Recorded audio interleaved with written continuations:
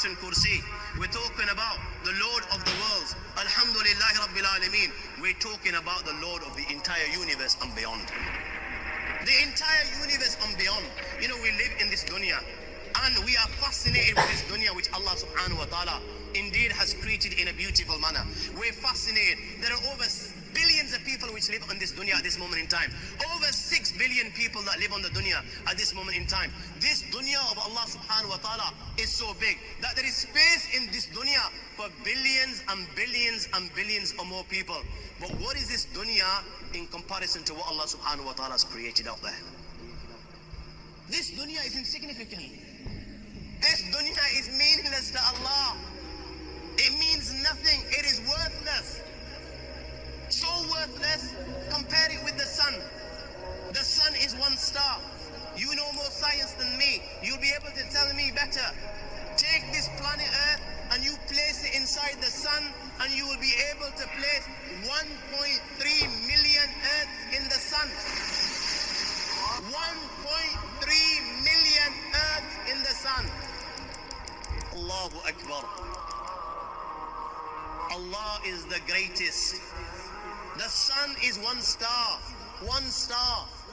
There are stars out there which are millions of times bigger than the sun.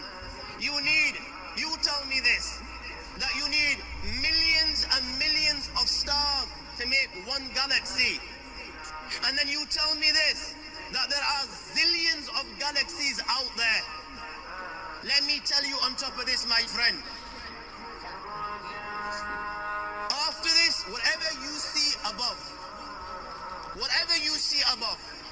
when you raise your head and you look above, whatever you see above, the zillions and zillions and zillions of galaxies, let me tell you, everything there is within the first heaven.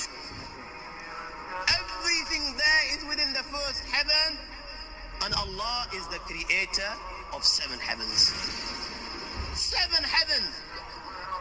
And the distance between the first heaven and the second heaven is 500 years. You know, the distance that can be covered in 500 years, at what speed? Only Allah knows. Only Allah knows.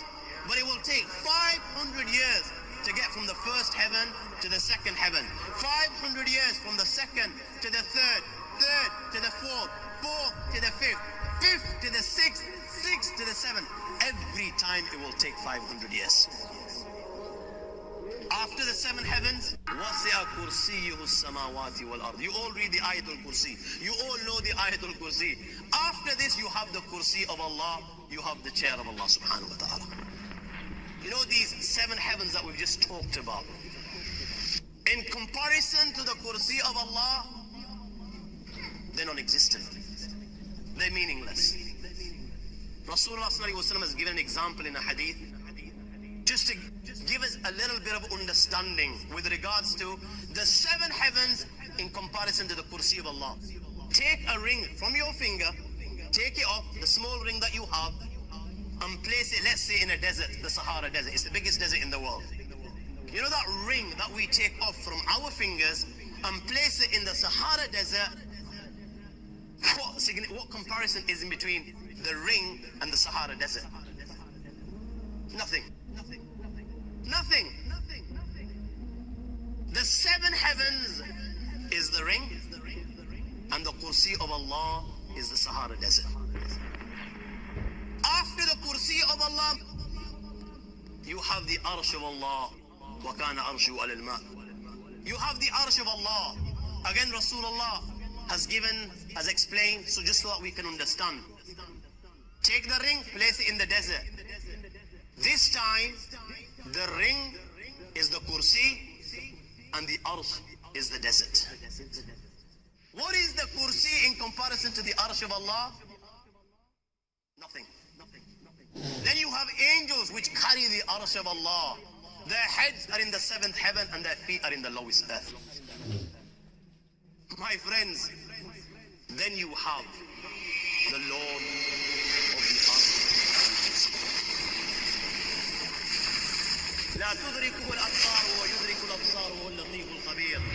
He is beyond the size of Allah.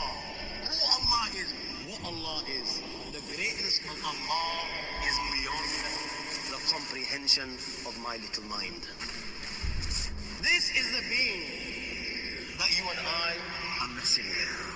الله لا إله إلا هو الحي القيوم لا تأخذه سنة ولا نوم له ما في السماوات وما في الأرض من ذا الذي يشفع عنده